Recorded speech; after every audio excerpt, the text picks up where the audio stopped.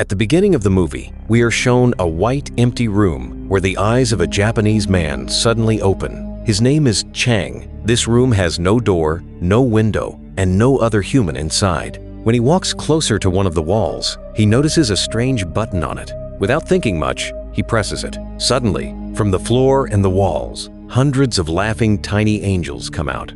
After a short while, they go back inside the walls. But before disappearing, they leave behind more strange buttons on the walls. This was a lesson for him. As soon as Chang smells the finger he used to press the button, he gets terrified and starts screaming for help. But it's useless, there is no one else there. After this, Chang decides to press all the buttons one by one. Every time he presses a button, a new item falls into the room, sometimes a huge flower vase, sometimes a tiny toothbrush. And pressing the same button repeatedly drops the same item every time. While doing this, he ends up collecting a large pile of chopsticks. Then, when he presses the button next to it, a small trolley rolls out and hits his feet. In pain, he presses another button, but this one produces a child's backside shape that releases gas directly onto his face.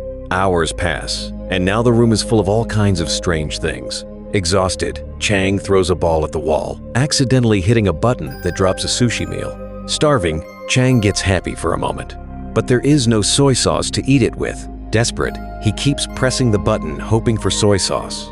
But each time only sushi falls. When he still doesn't get sauce, he gives up and eats the sushi without it. He finishes all of it, but his hunger still isn't satisfied. So he presses the button again, and this time a bottle of soy sauce falls. Annoyed, he throws the bottle away angrily. When he presses the button again, he gets an old-fashioned 3D glasses. The moment he puts them on, he sees a tiny angel pointing toward one specific button. Chang wonders if this is the real way out.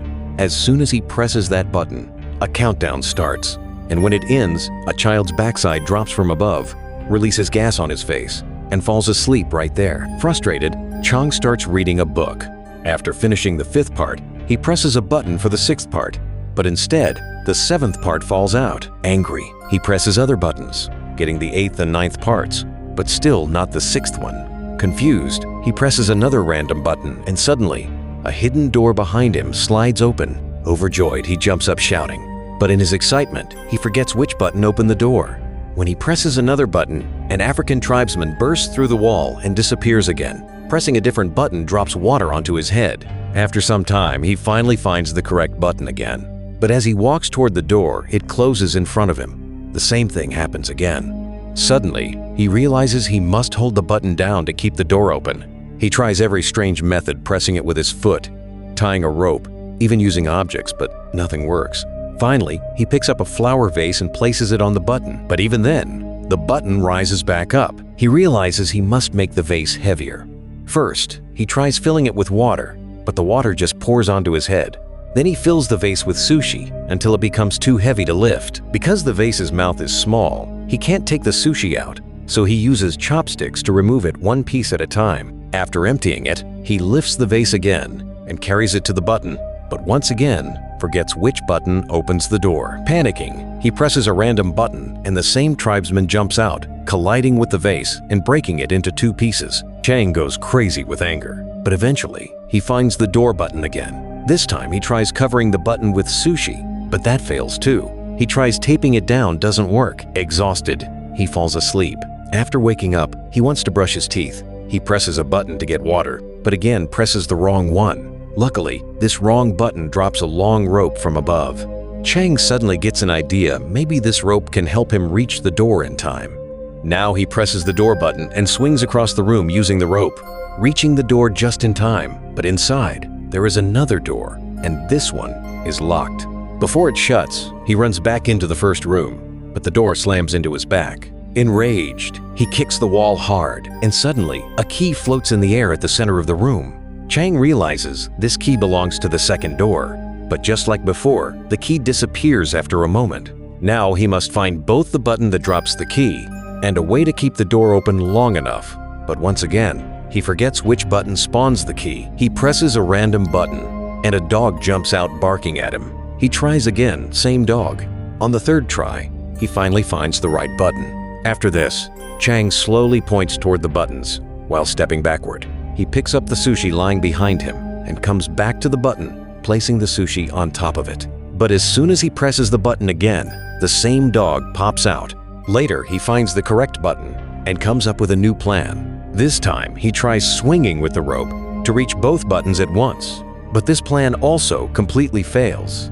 As soon as he falls to the floor, his eyes catch the plunger he had taken from another old button earlier. The moment he sees the plunger, an idea strikes him. He thinks that he can stick the plunger to the wall and use it to press the button. After several attempts, he starts enjoying it, and the method begins to work smoothly. This time, while swinging with the rope, he uses the plunger to attach himself to the wall, presses the correct button, pushes the plunger backward, and grabs the key. Then he presses the door button. Swinging from the rope, he enters the room before the door can close.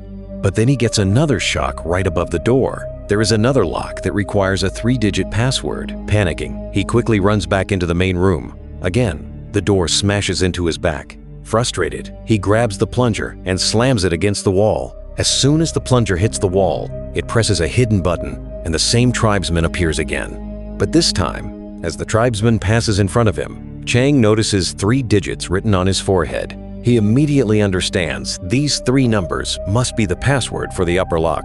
But the problem was the limited time he could stay inside the wall. So he quickly jumps inside the wall 3 times, each time inputting 1 digit. As soon as all 3 numbers match, the lock opens completely. He breathes a sigh of relief, but at that very moment, he realizes something: the main door has already closed. Now, he's trapped inside the narrow space between the 2 rooms.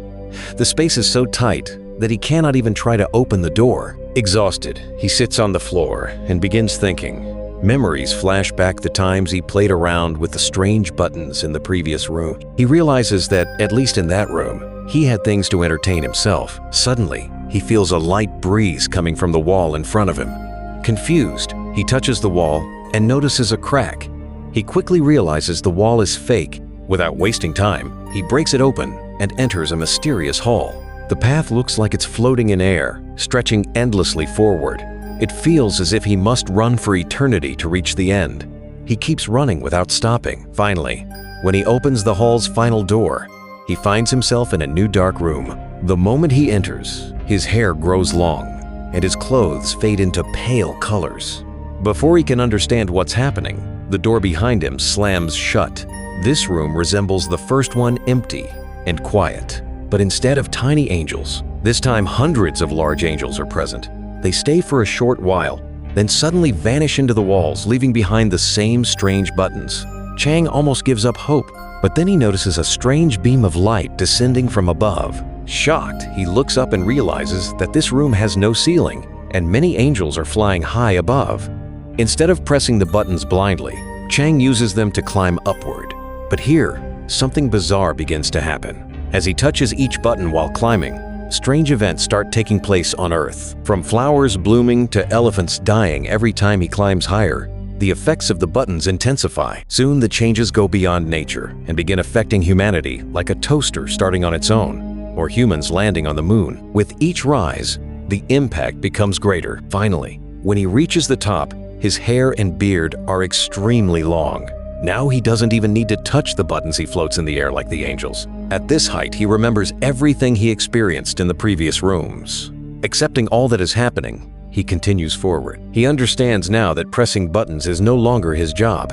He must make the greatest decisions for humanity. As his task nears completion, the walls of the room dissolve, forming a ring of wings around him. He moves into a strange, glowing portal and reaches the final room. It turns out to be the future. One wall of this room shows a map of all continents. On the opposite wall, there is a huge button. The man walks toward it, and just as he is about to press it, the story ends with this mystery. For more stories like this, don't forget to comment next. Thanks for watching.